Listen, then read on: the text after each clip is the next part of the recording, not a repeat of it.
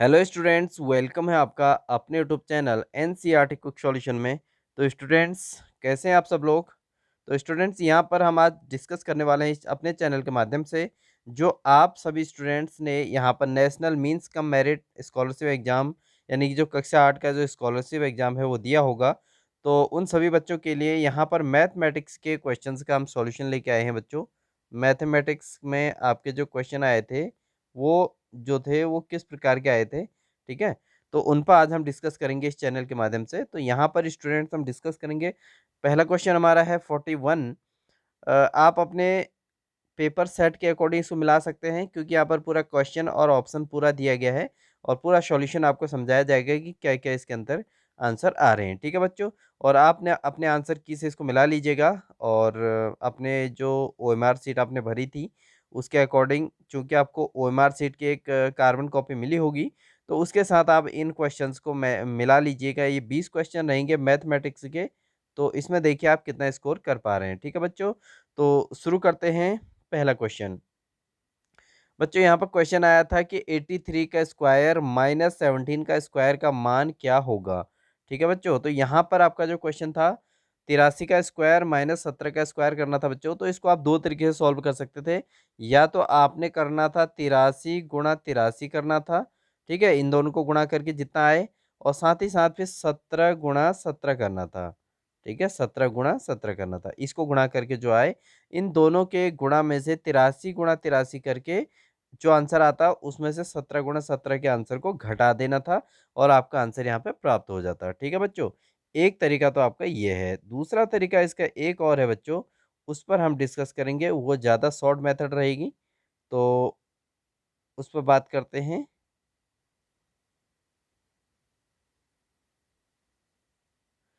ठीक है, तो उस शॉर्ट मेथड को बताते हैं। देखिए बच्चों, यहाँ पर आपने क्लास 8th की क्लास के अंदर आपने फॉर्मूला पढ़ा होगा, ए स्क्वायर माइनस बी स्क्वायर पढ़ा होगा बच्चों। तो ए स्क्वायर माइनस बी स्क्वायर क्या होता है बच्चों, ए माइनस बी और इंटू होता है ए प्लस बी, ठीक है। ए माइनस बी इंटू ए प्लस बी इसका फॉर्मूला होता है। तो आप इसमें जो है ए मान लेते हैं, यहाँ पर 83 को ए मान लेते और माइनस बी किसको मान लेते, 17 को, ठीक है। तो 83 माइनस 17 और दूसरा ए आपका 83 और प्लस बी की जगह आ जाता 17, ठीक है। ये दोनों हो जाते हैं। फिर आपको क्या करना था, 83 में से 17 माइनस करना था। तो इस तरीके से आप इसको सॉल्व कर सकते थे। तो यहाँ हासिल लेके आपने 13, 13 में से 7 कर देना था तो 6 आ जाता। और यहाँ बचता आपका 7 में से 1 घट गया 6, तो 66 बचता बच्चों, ठीक है। यहाँ 66 बच जाता और इधर आपका 17 और 83 को जोड़ के बच्चों हो जाता है यहाँ पर 100, ठीक है। अब आपने करना था 66 गुणा 100 करना था। तो 66 गुणा 100 अगर आप करते तो आपका आंसर आ जाता बच्चों यहाँ पर 6600, ठीक है। तो ये आपका ऑप्शन नंबर डी सही हो जाता है यहाँ पे।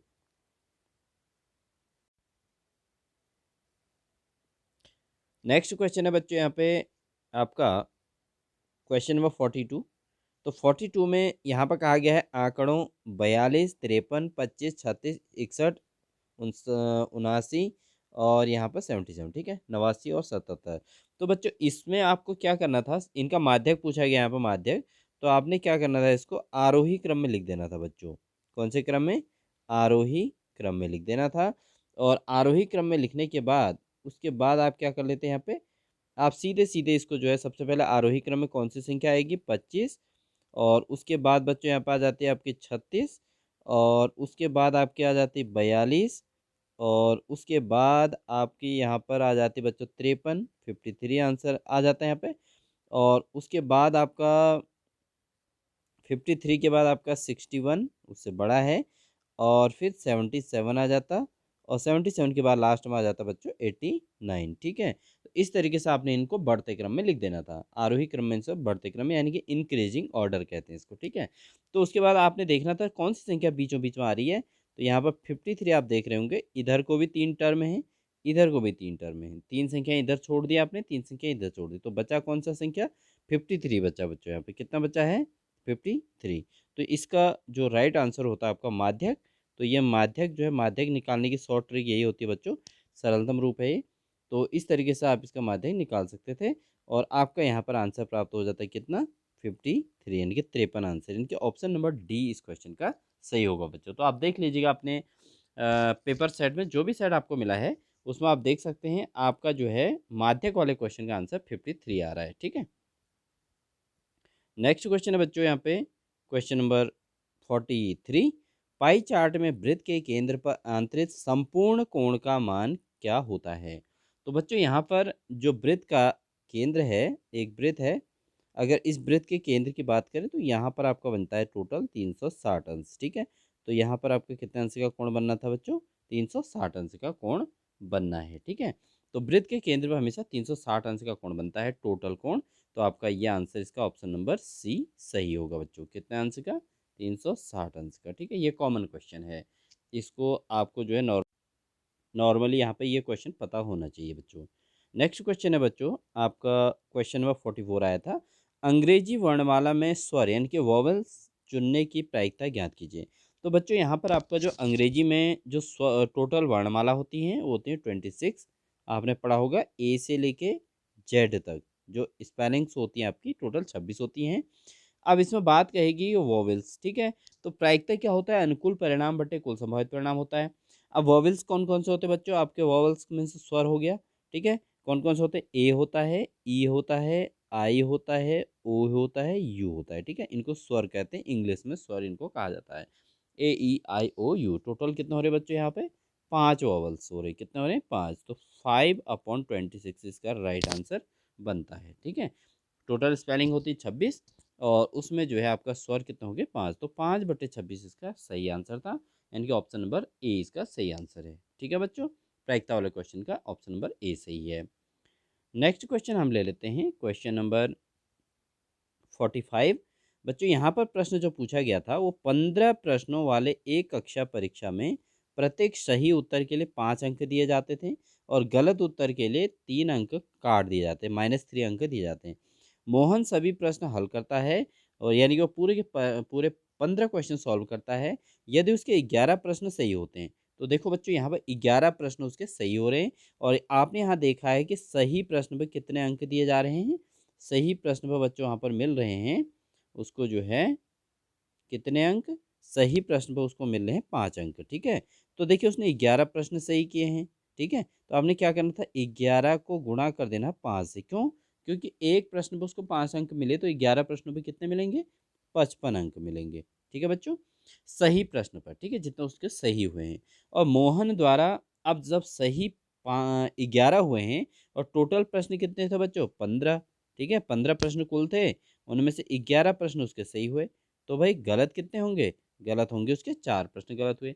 तो 4 प्रश्नों में उसके गलत हो गए। प्रत्येक प्रश्न पे कितने अंक कट रहे हैं? -3 अंक दिए जा रहे हैं। ठीक है, 3 अंक कट रहे हैं। तो 4 प्रश्न उसके गलत हुए और 3 नंबर उसके कट रहे हैं, तो 4 3 12 नंबर उसके कट गए बच्चों। ठीक है, जब कटने के लिए क्या होता है? माइनस कर देते हैं। तो यहाँ पर आपने क्या कर देना? 55 में से 12 को घटाना था, तो 5 में से 2 घट गया तो कितना बचा? 3। और यहाँ बचा आपका 5 में से 1 घट गया, कितना बचा? 4। ठीक है बच्चों, तो यहाँ पर आपका जो ऑप्शन नंबर सी सही आंसर है 43। तो ऑप्शन नंबर सी इसका राइट आंसर है बच्चों।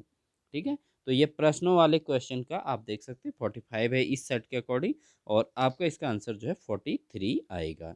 ठीक है, तो इस तरीके से आप इसको सॉल्व करेंगे।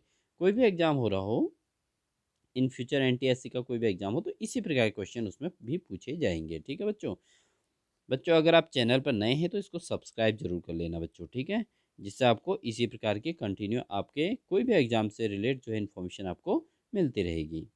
नेक्स्ट क्वेश्चन लेते हैं बच्चों 46 है। आपसे ये कहा गया है कि 101.01, 0.01 और 0.1 का मान ज्ञात कीजिए। तो बहुत सिंपल क्वेश्चन था बच्चों ये। 101.01 इसको मल्टीपल कितने से करना था हमको? पहले 0.101 से। 0.01 से अगर हम इसको गुणा करें बच्चों तो 1 1 जा 1 हो जाएगा, 1 0 0 1 1 1 जा 1 1 0 0 1 1 जा 1। ठीक है, क्योंकि हमने पहले 1 से मल्टीपल करना है ना एक एक करके सबको, तो इन सबको हमने एक एक करके मल्टीपल कर दिया। ठीक है, इतना है। अब बात आती है बच्चों यहाँ पर पॉइंट की। तो देखो उसके बाद तो जीरो है, जीरो है, तो जीरो से मल्टीपल करो तो आंसर जीरो ही आना है, कोई फ़र्क नहीं पड़ने वाला। अब आपको देखना है कि पॉइंट कितने नंबर से पहले लगेगा। तो हमारे पास देखो यहाँ जिससे हमने मल्टीपल किया वो पॉइंट के बाद 2 अंक हैं और ऊपर वाले में भी पॉइंट के बाद 2 अंक हैं। तो 2 और 2 कितने होंगे 4, 4 अंकों से पहले आपको पॉइंट लगाना था।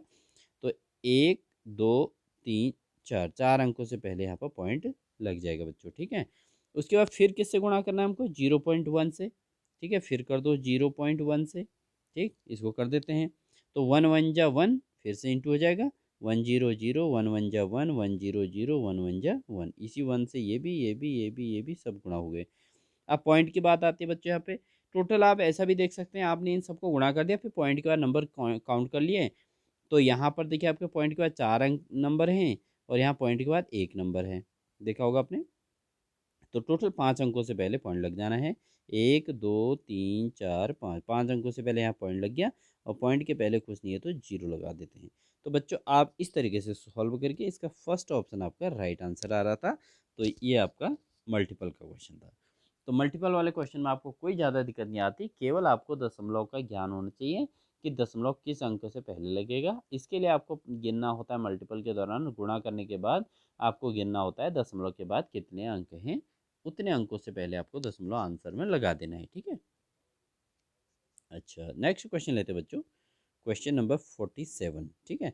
47 में क्या था बच्चों, देखिए यहाँ पर था 0.03 t, ठीक है। तो इसमें देखिए आपको टी वाले टर्म से एक साइड कर देने हैं। 0.03 में भी टी आया है और 0.02 में भी टी आया है, ठीक है। तो टी का मान ज्ञात कीजिए कह रहे हैं, ये टी का मान हमको निकालना है। ये क्वेश्चन मार्क है हमारे लिए, प्रश्नवाचक चिन्ह है। तो बच्चों अगर चैनल पर नए हैं तो एनसीईआरटी क्विक सॉल्यूशन को सब्सक्राइब जरूर कर लेना और बेल आइकन दबाकर ऑल नोटिफिकेशन ऑन कर लेना बच्चों, क्योंकि इसी प्रकार के कंटिन्यू आपको जो है मैथमेटिक्स से रिलेटेड सारी इन्फॉर्मेशन या सारे एग्जाम से रिलेटेड सॉल्यूशन आपको मिलते रहेंगे, ठीक है। तो अब यहाँ पर देखिए बच्चों, आपका इसका आंसर हमको निकालना है 0.03 t, ठीक है। इसको अगर हम लेफ्ट साइड लाते तो आपने पक्षांतर का नियम पढ़ा होगा, आपके कक्षा 8 की बुक में है। 2.1 से स्टार्ट हो जाता है, 2.1 2.2, इसमें आपका ये क्वेश्चन है। तो इसमें पक्षांतर कर देते हैं तो माइनस हो जाएगा 0.02 t, ठीक है। ये पक्षांतर के नियम के अकॉर्डिंग लेफ्ट साइड आया, इक्वल टू से बाएं हो रहा है तो माइनस का हो गया। और उसके बाद आपका जो है फिर क्या हो जाता है, यहाँ पर आपका ये 8 राइट हैंड साइड पहले से ही बैठा हुआ है 8, ठीक है। और ये 5/2 भी राइट हैंड साइड चले जाएगा, तो इसको हम -5/2 यहाँ पर लिख देंगे, ठीक है। ये हो जाएगा, ठीक है। वो प्लस वाला था तो राइट हैंड साइड जगह माइनस हो गया। और 0.02 जो है राइट हैंड साइड प्लस का है तो लेफ्ट साइड आके माइनस का हो जाएगा, ठीक है। अब आपका 0.03 में से अगर 0.02 t माइनस करेंगे तो 0.01 बचेगा बच्चों। इतना टी हो जाएगा, क्यों? क्योंकि 0.03, 0.02, भाई 3 में से 2 गया तो 1 बचा, इतना हो जाएगा। और यहाँ इसको सॉल्व कर देते हैं। तो 8 दूना 16, 16 में से 5 घटा दो तो कितना बचेगा बच्चों 11, 11/2 हो गया, ठीक है। 11/2 बचेगा। अब उसके बाद आपको क्या करना है, तो अगर इतना हो गया तो टी बराबर क्या हो जाएगा बच्चों 11/2, और ये 0.01 जो है इसके अपॉन में चले जाएगा 0.01, ठीक है। ये अब ये 0.01 यानी कि अगर इसके पॉइंट हटाने अपने पॉइंट के बाद 2 नंबर है तो ऊपर 2 जीरो बढ़ा सकते हैं, तो ऊपर हो जाएगा 1100 और नीचे बच जाएगा आपका 2 × 1, तो 2 एकम 2 हो जाएगा। तो 1100/2 कर दोगे बच्चों तो आपका आ जाएगा 550, ठीक है। तो इस तरीके से आप इसको सॉल्व आउट कर सकते हैं, ठीक। तो ये हो जाएगा आपका। तो 550 इसका राइट आंसर आ रहा है बच्चों, ठीक है। आप इसको जो है बहुत आसानी से कर सकते थे पेपर में। तो 550 इस प्रश्न का उत्तर, आप इसका स्क्रीनशॉट ले लो और इसको जो है फिर सॉल्यूशन को बहुत अच्छे से समझ सकते हैं, ठीक है। तो 550 वाला ऑप्शन इसका सही है, वो है आपका ऑप्शन नंबर बी, ठीक है। ये ऑप्शन इसका सही होगा बच्चों, ठीक है। नेक्स्ट क्वेश्चन ले लेते हैं बच्चों। दो संख्याओं में अनुपात 7:5 है। यदि उनका योग 144 है तो उसमें बड़ी संख्या होगी। तो आपके ऑप्शन थे 60, 94, 84 और 96। तो देखो बच्चों, यहाँ पर दो संख्याओं का अनुपात है 7:5। तो संख्याएं आप मान लो 7x और दूसरे क्या मान लोगे 5x, ठीक है। अब इसके बीच में मैंने प्लस क्यों लगाया, क्योंकि यहाँ पर कहा गया है कि उनका योग जो है कितना है 144 है, ठीक है। तो इसलिए प्लस का चिन्ह लगा दिया। तो 7x और 5x से कितना हो गया बच्चों 12x हो जाएगा, बराबर 144। तो x बराबर क्या हो जाएगा 144/12। अब 12 का भाग 144 में दे देंगे तो कितनी बार जाएगा, 12 बार जाएगा। ठीक है बच्चों। अब इसमें दो संख्याओं का अनुपात यदि उनका योग 144 तो उनमें बड़ी संख्या कौन सी होगी। तो हमारा क्या निकला बच्चों, अभी हमारा आंसर नहीं निकला है, अभी हमारा x बराबर निकला है 12। ठीक है। अब बड़ी संख्या क्या होगी, बड़ी संख्या इन दो अनुपात में क्या है बच्चों, 7 है ना। 7 और 5 का अनुपात है ना। तो बड़ी संख्या देखो, हमने एक संख्या क्या मानी थी 7x, और दूसरी संख्या क्या मानी थी हमने 5x, तभी तो इनको जोड़ा हमने। ठीक है। तो 7x कितना हो जाएगा, 7 गुणा x, x का मतलब कितना हो गया 12।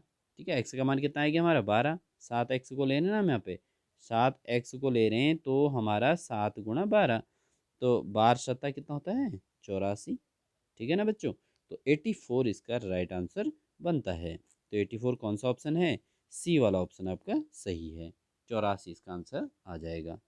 ठीक है। तो इस तरीके से ऐसे क्वेश्चनों को सॉल्व करने की ये शॉर्ट ट्रिक होती है बच्चों, वहाँ पर टाइम कम होता है और आप इसी तरीके के सरलतम विधि का प्रयोग कर सकते हैं। ठीक है। अभी राष्ट्रीय प्रतिभा खोज परीक्षा जो कक्षा 10 की होनी है, वो इसको जो है बिल्कुल इनकी प्रैक्टिस कर सकते हैं, वहाँ भी इसी प्रकार के क्वेश्चन पूछे जाते हैं। क्वेश्चन नंबर 49 है, मानक रूप में व्यक्त परिमेय संख्या है। ठीक है। तो इसमें से कौन सी मानक रूप में व्यक्त है। तो बच्चों देखिए, ये भी परिमेय के रूप में है, ये भी परिमेय रूप में है, ये भी परिमेय रूप में है। लेकिन बच्चों यहाँ पर आपकी बात करें तो मानक परिमेय की शर्त होती है। मानक परिमेय की क्या शर्त होती है बच्चों, पहली बात, एक तो ये होना चाहिए क्यू हमेशा क्या होना चाहिए, धनात्मक होना चाहिए। क्यू क्या होना चाहिए, धनात्मक होना चाहिए। ठीक है। एक तो क्यू धनात्मक, क्यू का मतलब आप जानते हैं, परिमेय संख्याएं किनको कहते हैं बच्चों, जिनको पी बट्टे क्यू के रूप में लिखा जा सके, पी बट्टे क्यू के रूप में लिखा जा सके, लेकिन उसमें क्यू जो है ऋणात्मक नहीं होना चाहिए। ठीक है। तो पहली बात तो हमारे ये भी गलत हो गया, ये भी गलत हो गया, इनमें से कोई नहीं भी कुछ हो सकता है, अभी देखते हैं। ठीक है। एक शर्त तो हमारी फॉलो नहीं हो रही। दूसरा क्या होना चाहिए, इन दोनों का सार गुणनखंड एक होना चाहिए।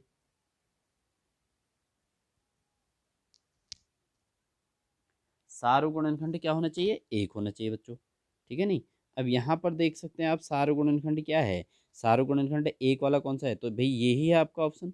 क्यों, क्योंकि -5 का भी गुणनखंड एक ही होगा, -5 एकम, और 7 गुणा एक, है ना। तो आंसर क्या आएगा, -5 गुणा एक -5, 7 गुणा एक 7।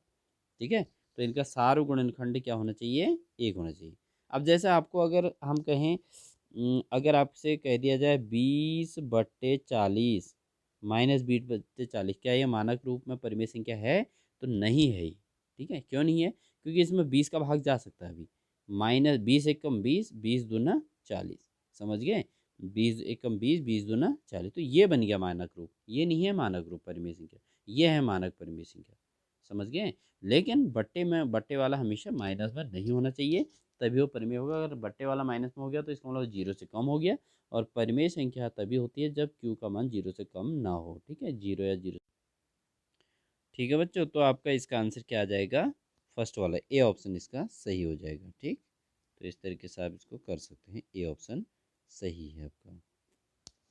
ठीक है। तो ये हो जाएगा -5/7, ये जो है आपका मानक परिमेय संख्या के रूप में व्यक्त की गई संख्या है। नेक्स्ट क्वेश्चन लेते हैं बच्चों यहाँ पे।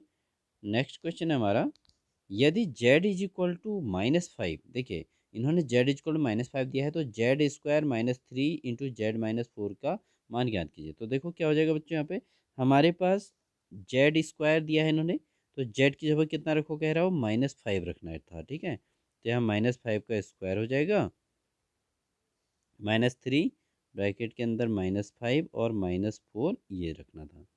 ठीक है। तो -5 का स्क्वायर, माइनस का स्क्वायर तो हो जाता है बच्चों प्लस, 5 का स्क्वायर हो जाएगा 25, कितना हो जाएगा, 5 का स्क्वायर कितना हो जाएगा बच्चों, 25 हो जाएगा, माइनस, और यहाँ पर 3 ऐसे ही रहेगा, और यहाँ पर 5 और 4 कितना हो जाएगा 9, लेकिन कौन सा, दोनों माइनस के, इसलिए माइनस में आ जाएगा। उसके बाद आपका आ जाएगा 25, माइनस और माइनस इंटू होकर प्लस हो जाएगा, और 9×3 कितना हो जाएगा 27। 25 और 27 को अगर हम जोड़ दें बच्चों, तो 7 और 5 12 की 2 हासिल 1, 2 और 1 3, 3 2 5, तो टोटल जोड़ दिया आपने 52, इसका आंसर हो जाएगा, यानी कि ऑप्शन नंबर सी इसका राइट आंसर था बच्चों। ठीक है। आप अपने आंसर शीट मिला लीजिएगा, आपने इसमें कोई भी क्वेश्चन गलत नहीं है, आपको पूरा क्वेश्चन सॉल्यूशन के साथ बताया जा रहा है बच्चों। ठीक है। तो आप बिल्कुल निश्चिंत तो होकर इस आंसर की को मिला सकते हैं, आपके उतने क्वेश्चन सही हो जाएंगे। ठीक है, क्वेश्चन नंबर 51 है 10 मीटर तथा एक 15 किलोमीटर का अनुपात क्या होगा। देखिए बच्चों, यहाँ पर तो आपको 10 तो मीटर में दिया है, तो 10 तो मीटर में ही है, इसको आपको कुछ बदलने की ज़रूरत है नहीं। 15 किलोमीटर को आप मीटर में कन्वर्ट कर दोगे, तो 15 किलोमीटर का मतलब होता है बच्चों, 1 किलोमीटर में कितने मीटर, 1000 मीटर। ठीक है, आपके पास होता है 1 किलोमीटर बराबर कितना होता है, 1000 मीटर। ठीक है, तो 15 किलोमीटर में कितना हो जाएगा बच्चों, 15,000 मीटर हो जाएगा। ठीक है, 15,000 मीटर। अब हमको इन दोनों का अनुपात 10 मीटर और 15,000 मीटर, 1 किलोमीटर को हमने मीटर में बदल दिया, तो 10 मीटर और 15,000 मीटर का देखिए अनुपात कैसे निकलता है बच्चों। ये देखिए इस तरीके से आप ले लोगे, अनुपात में क्या हो जाएगा, एक जीरो से एक जीरो कट जाएगा, तो हमारे बचा क्या, ऊपर एक बचा, नीचे कितना बचा, 15 के पीछे ये 2 जीरो, तो 1:1500 हम इसको क्या लिख सकते हैं। ठीक है ना बच्चों, क्या लिख सकते हैं, 1:1500। तो 1:1500 कौन सा ऑप्शन सही है, ऑप्शन नंबर सी आपका जो है राइट आंसर बनता है इस क्वेश्चन का। ठीक है, तो option C is the right answer, 1:1500। ठीक है, आप अपना आंसर मिला लीजिएगा बहुत अच्छे तरीके से। नेक्स्ट क्वेश्चन ले रहे हैं बच्चों यहाँ पे, 14 सेंटीमीटर त्रिज्या वाली अर्धवृत्ताकार तस्तरी डिस्क का परिमाप क्या होगा। तो देखो बच्चों, वृत्ताकार है, पहले तो आपको वृत्ताकार की परिधि पता होना चाहिए। वृत्ताकार का परिमाप क्या होता है, होता है 2πr। ठीक है, वृत्ताकार का परिमाप 2πr होता है। अब अर्धवृत्त की बात आ रही है बच्चों यहाँ पे, अर्धवृत्ताकार का क्या हो जाएगा, अर्धवृत्ताकार का क्या हो जाएगा, टू पाई आर का आधा कर दोगे तो खाली पाई आर बचेगा। ठीक है, 2πr/2 हो जाएगा, तो 2 से 2 कैंसिल, तो केवल पाई आर बचेगा। अब यहाँ पर आपका 14 सेंटीमीटर त्रिज्या दे रखा, आर का मान, तो पाई का मान तो बच्चों 22/7 होता है, ये आपको यहाँ पर भी दिया है। आर का मान कितना है, 14 है आपका, तो 7×2 = 14 हो जाएगा, और 22×2 कर दोगे तो 22×2 बराबर कितना बचेगा बच्चों, 44 होगा पहला तो। ठीक है, लेकिन यहाँ पर आपका आंसर 44 नहीं आएगा, अभी इसमें और काम बचा हुआ है। देखो अब क्या करेंगे, अब आपको देखना है, यहाँ तक हमारा 44 आ गया। देखिए मैं इसको चित्र से समझाता हूँ, आपने जो है यहाँ पर समझिए, इसको चित्र से समझाया जाएगा आपको। ठीक है, तो यहाँ पर आप देखिए कि आपको जो है एक वृत्ताकार दिया गया है इस तरीके से, अर्धवृत्ताकार। ठीक है, इसमें देखिए आपको कहा गया है 14 सेंटीमीटर इसकी त्रिज्या है, यानी कि यहाँ से यहाँ तक तो 14 है, ये वाला हिस्सा तो कितना है, ये वाला हिस्सा 14 है, तो इधर को भी 14 होगा, तो बच्चों सीधे सीधे ये तो 28 हो गया आपका, इतना तो 28 हो गया। अब आपने ये निकाला, हमने अभी ये वाला हिस्सा निकाला अभी हमने, ये कितना निकला हमारा, 44 निकला था, निकला था। देखिए कैसे, पाई और आर अब भी निकाला था, पाई का मान हमने क्या रखा था, 22 और बटे 7, और आर का मान रखा था 14, तो 7×2 = 14 हो गया था, और 22×2 कितना हो गया था, 44। ठीक है, तो इन दोनों को हम जोड़ देते हैं, तो 8×4 = 12, 2 × 1, 4, 2 × 6 = 7, तो 72 इसका राइट आंसर बनेगा बच्चों। ठीक है, 72 सेंटीमीटर।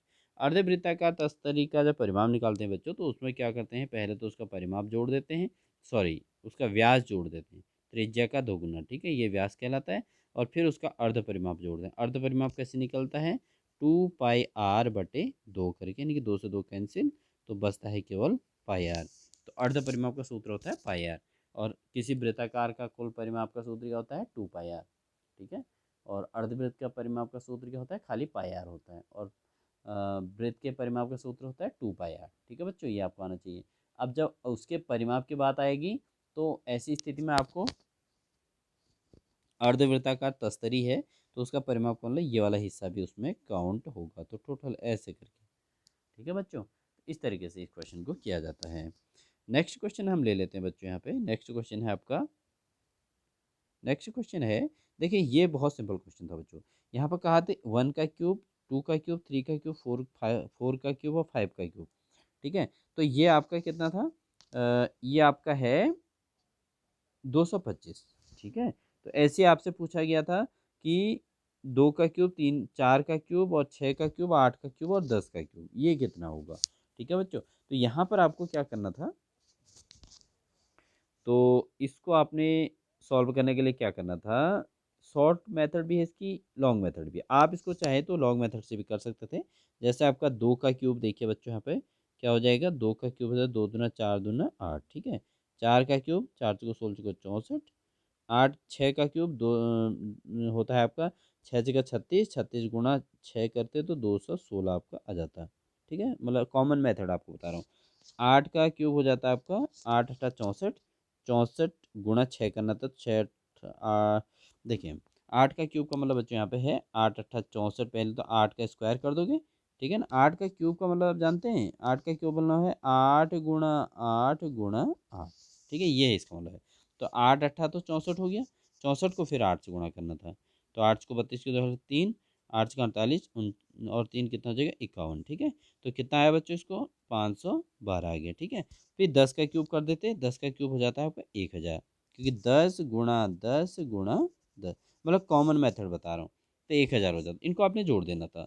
तो 8 4 12 6 18 2 20 की शून्य चल 2, ठीक है, 2 और 1 3, 3 और 1 4, 6 4 10 की शून्य चल 1, 5 और 1 6, 6 2 8, और यहाँ पे 1 का 1। तो इस तरीके से आपका टोटल आंसर क्या आ जाता है बच्चों, यहाँ पे टोटल आंसर यहाँ पे आ जाता है आपका 1800। कितना आ जाएगा, तो ये आपका आंसर आ जाता है 1800, ठीक है। तो इस तरीके से आप इसको कर सकते हैं, स्क्रीन शॉट ले लीजिए आप और उसको आराम से सॉल्व करके फिर से सीख सकते हैं, ठीक है। ये आपके आगामी एग्जाम के लिए भी क्वेश्चन इंपॉर्टेंट होने वाले हैं बच्चों। तो जिन बच्चों का अभी एनटीएससी का एग्ज़ाम रह गया है कक्षा 10 के परीक्षार्थियों का, वो लोग अपनी तैयारी से कर सकते हैं, और जिन अदर स्टेट में भी कोई बच्चे अगर इसे फॉलो कर रहे हैं तो उनके लिए भी ये क्वेश्चन इंपॉर्टेंट हो गए हैं, होने वाले हैं। नेक्स्ट क्वेश्चन लेते हैं हम। यदि किसी कोण का संपूरक कोण 102 है बच्चों, तो यहाँ पर क्वेश्चन बहुत अच्छा था है। संपूरक कोण 102 बताया गया है, ठीक है, यहाँ पर 102 संपूरक कोण बताया गया है। तो बच्चों संपूरक कोण कैसे निकलता है, दो कोणों का योग अगर 180 अंश हो जाए तो वह एक दूसरे के संपूरक होते हैं। तो यहाँ पर आपको क्या करना था, 180 में से 102 को घटा के आपको पता चल जाता है कि आपका दूसरा कोण कितना है। पहला कोण तो 102 दिया है, लेकिन उसका संपूरक कितना है इसको निकालने के लिए आपने 180 में से 102 घटाना था, तो आपका आंसर आ जाता बच्चों यहाँ पर 78। कितना आ जाएगा, 78। तो इस कोण का पूरक कोण क्या होगा। अब बच्चों यहाँ पर आपको पूरक कोण के लिए क्या होना चाहिए, 90 अंश होना चाहिए दोनों को जोड़ के। भाई 78 में कितना जोड़ें कि 90 हो जाए, तो बच्चों यहाँ पर 12 अंश आ जाएगा ना। 78 में अगर आप 12 जोड़ दोगे तो 90 बनेगा नहीं बनेगा, है ना। 78 प्लस 12 कितना आ जाएगा, 90 अंश। तो इतना सिंपल क्वेश्चन था, और क्वेश्चन नंबर 20 का सही आंसर बनता है बच्चों, ठीक है। ऑप्शन नंबर 20 का सही आंसर है बच्चों, ठीक है, समझ गए आप लोग। तो इस तरीके से संपूरक और पूरक कोणों का क्या होता है, संपूरक के लिए क्या होता है, संपूरक में क्या करते हैं 180 में से घटाते हैं, और पूरक में क्या करते हैं 90 में से घटा लेते हैं, ठीक है। या दोनों संख्याओं को जोड़ के 90 अंश हो जाना चाहिए, ठीक है। तो इस तरीके से आप इस क्वेश्चन को अटेंड कर सकते थे। क्वेश्चन नंबर नेक्स्ट ले लेते हैं। सर्वांग क्षमता के किस कसौटी से संलग्न चित्र में दिए गए त्रिभुज सर्वांगक्षम होंगे।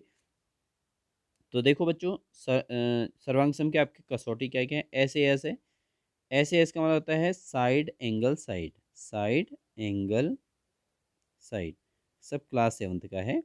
एस एस एस का मतलब होता है साइड साइड साइड, ठीक है, ये होता है। ए एस ए का मतलब आप समझ गए होंगे, साइड एंगल साइड एंगल हो जाएगा, एंगल साइड एंगल बच्चों, ठीक है। और अगला होता है आपका आर एच एस का मतलब होता है जो है आपका यहाँ पर आर एच एस का मतलब क्या है पता है, right angle hypotenuse and side, ठीक है। राइट एंगल हो गया 90 अंश, और हाइपोटेनस हो गया, और साइड हो गया। तो ये तो आपके 4 रूल्स हैं, ठीक है, जो आपने पढ़े होंगे। अब इनमें से कौन सा रूल इसमें फॉलो हो रहा है, ये इस क्वेश्चन में पूछा गया बच्चों। तो इसमें कौन सा रूल फॉलो हो रहा है बच्चों, देखिए ये आपको निशान लगाए गए हैं, ये वाला जो साइड है ये साइड इसके इक्वल है, ठीक है। देखो इसमें डबल डबल साइन लगे हैं दोनों में ये। और ये वाली साइड जो है AC, वो किसके इक्वल है, CD के इक्वल है, ठीक है। और उसके अलावा आपका जो थर्ड साइड जो बीच की है ये बीच वाली साइड BC, दोनों में कॉमन है। तो आप देख रहे होंगे एक ट्रायंगल ऐसा बना हुआ है ऊपर को, और एक ट्रायंगल ऐसे नीचे को बना हुआ है, लेकिन ये जो बीच वाली साइड है ये वाली, इसको जो है एक ही बार बनाया गया, तो ये कॉमन होगी। कॉमन का मतलब दोनों में बराबर है, ठीक है। तो कौन क्या हुआ इसमें बच्चों, ये साइड इसके इक्वल, ये साइड इसके इक्वल, और ये बीच वाली साइड जो है दोनों में इक्वल। तो इनमें से कौन सा लग गया हमारा, सारी की सारी तो साइड साइड साइड हो रही है ना, एस एस एस हो रहा है ना बच्चों, तो इसका बी ऑप्शन आपका राइट आंसर बनता है। ठीक है, अगर कहीं पे एंगल की भी बात आ जाती तो फिर हमारे इनमें से कोई और रूल लग जाता। ठीक है, तो फाइनली हमारे इस क्वेश्चन का आंसर कौन सा हुआ, बी वाला सही है बच्चों। ठीक है, सर्वांग क्षमता की कसौटी वाले क्वेश्चन में बी वाला हमारा सही आंसर है। नेक्स्ट क्वेश्चन लेते हैं बच्चों। ये कहता है 20 मीटर और वो 12 मीटर ऊंचाई वाले दो खंभे भूमि के सीधे खड़े हैं, यदि उनके आधारों के बीच की दूरी 6 मीटर है। तो देखो बच्चों, यहाँ पर चित्र से समझाता हूँ आपको। एक 20 मीटर कहा है इन्होंने, एक इन्होंने कहा है 12 मीटर। ठीक है, दो खंभे हैं।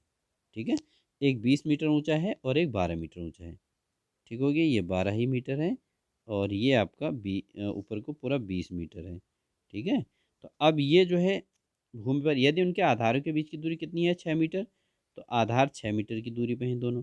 तो भाई ये पूछते हैं कि इनके चोटियों के बीच की दूरी कितनी है, तो इस तरीके से आपको एक ट्रायंगल बन जाता है बच्चों। देखो ये 12 है तो यहाँ तक ये भी 12 ही होगा बच्चों, यहाँ तक 12 ही होगा। ठीक है, ये 12 है तो ये भी 12, तो बचा कितना ऊपर को, यहाँ तो आपको समझ में आ गया होगा। यहाँ पर थोड़ा मिस्टेक हो गया बच्चों, इसको हम इरेज कर लेंगे।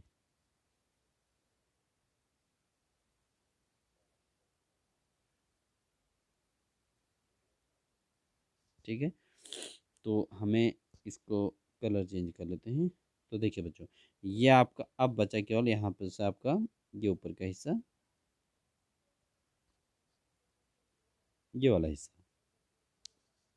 ठीक है, इस वाले हिस्से में देखिए आपके नीचे तो 12 12 हो ही गया था। अब यहाँ कितना बचा बच्चों, 8 बचेगा, है ना, क्योंकि 12 और 8 20, और यहाँ कितना है ये 6, क्योंकि जितना ये होगा उतना ये भी होगा। तो बचा क्या भाई, पाइथागोरस थ्योरम लग जाएगी।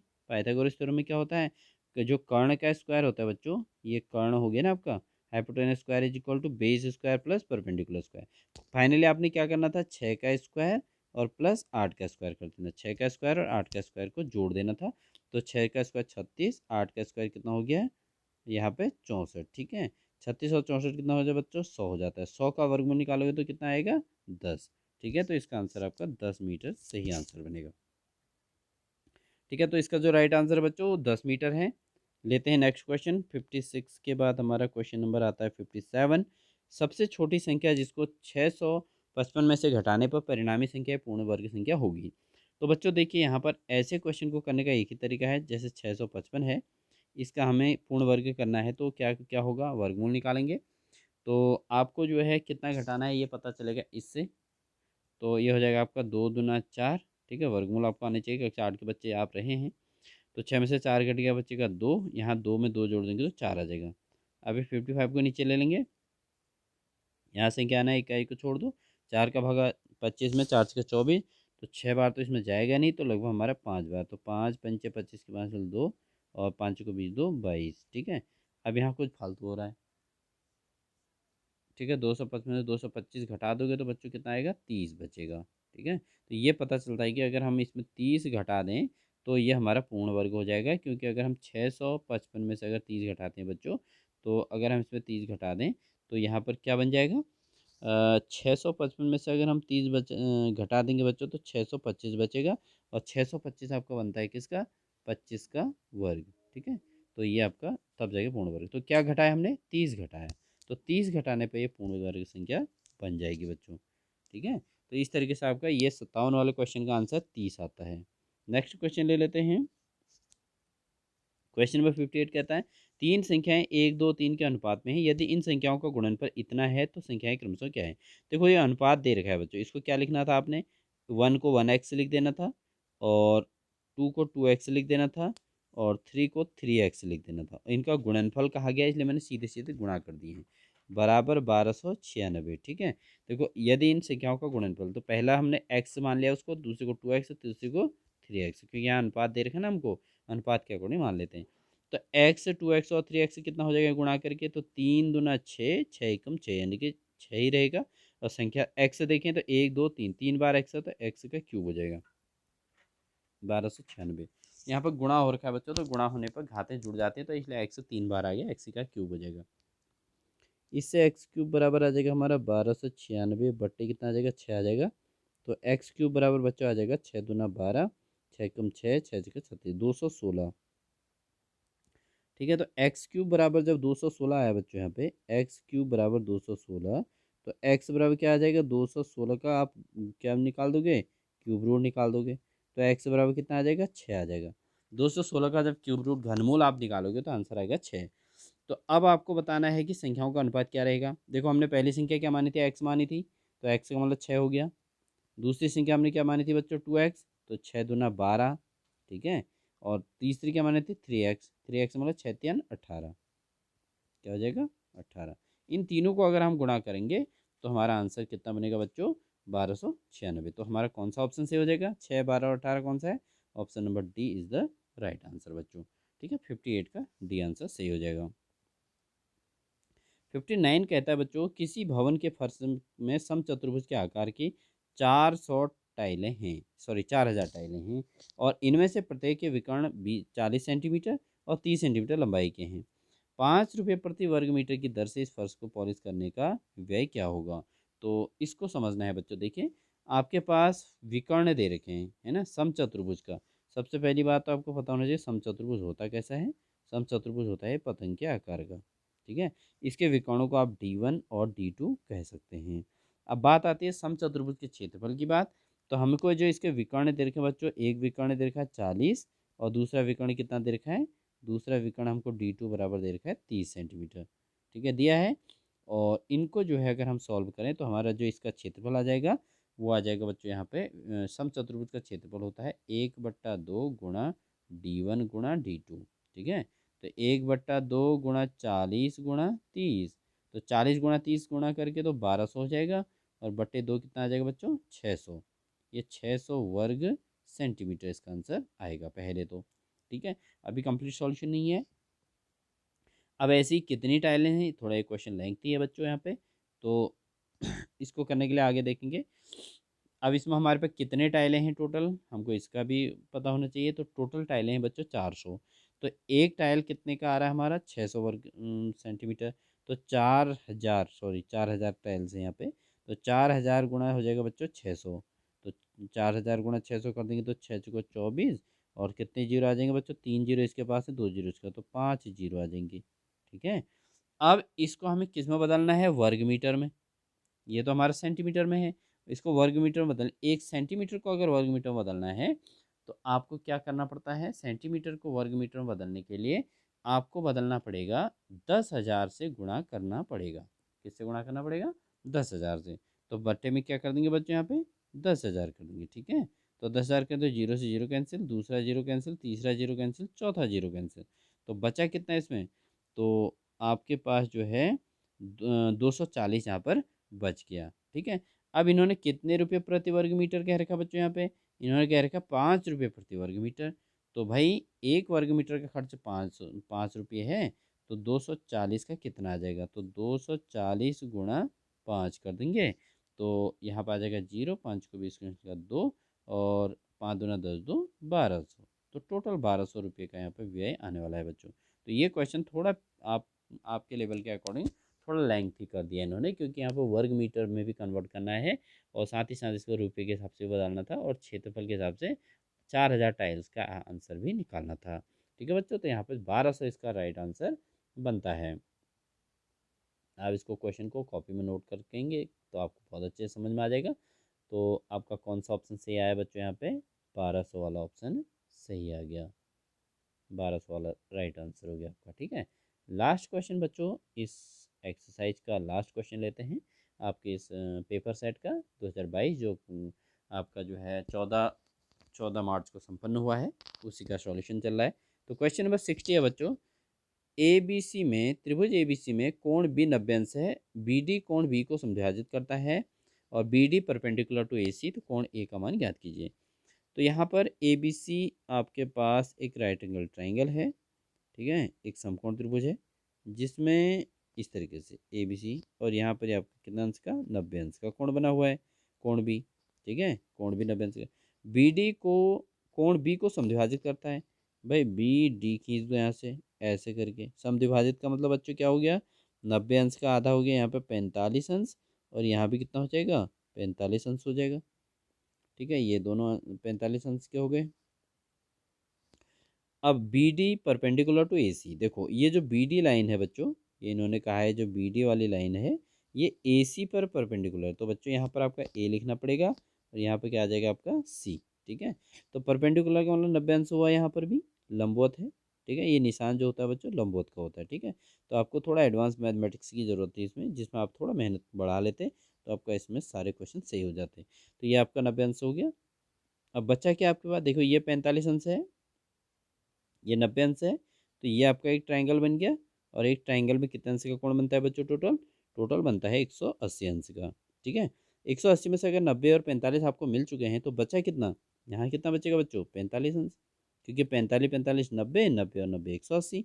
तो आपका आंसर कौन सा होना था इसमें सही, इसमें आपका ऑप्शन नंबर सी सही हो जाना था बच्चों। ठीक है, देखिए आपका क्यों, क्योंकि यहाँ पर आपका ये वाला हिस्सा जो है आपका 90 अंश हो गया, ये वाला आपका 45 है, तो ये भी कितना बचेगा, 45 बचेगा। क्यों बचेगा भाई, देखिए आपका 90 प्लस 45 प्लस 45, अगर आप इन तीनों को जोड़ दोगे ना बच्चों तो 180 अंश ही आएगा। तो आपका ये 45 अंश हो गया। ठीक है, इस तरीके से आपने इस क्वेश्चन को सॉल्व कर सकते थे। तो बच्चों ये है आपकी इस बार की जो national means cum merit scholarship scheme के अंतर्गत जो आपका एग्ज़ाम हुआ है, स्कॉलरशिप जो एग्ज़ाम हुआ है बच्चों, ये इसका मैथमेटिक्स वाले पार्ट का सॉल्यूशन मैंने आपको बता दिया है। अगर आपको इस प्रकार के इसी आपके इस पेपर का अगर अन्य क्वेश्चंस का भी सॉल्यूशन चाहिए तो आप ज़रूर कमेंट बॉक्स में लिख लीजिएगा, और हो सके तो आपने क्वेश्चन पेपर्स को जो है यहाँ पर स्क्रीन करके भेज दीजिएगा। ठीक है बच्चों, तो आपको मैक्सिमम क्वेश्चन का सॉल्यूशन आपको प्रोवाइड करा दिया जाएंगे, और आप मैथमेटिक्स से इन सभी क्वेश्चंस को आप मैच कर लीजिएगा। ये 100% एक्यूरेट आंसर्स हैं और आपके शॉर्ट ट्रिक्स आपको समझाए जा रहे हैं।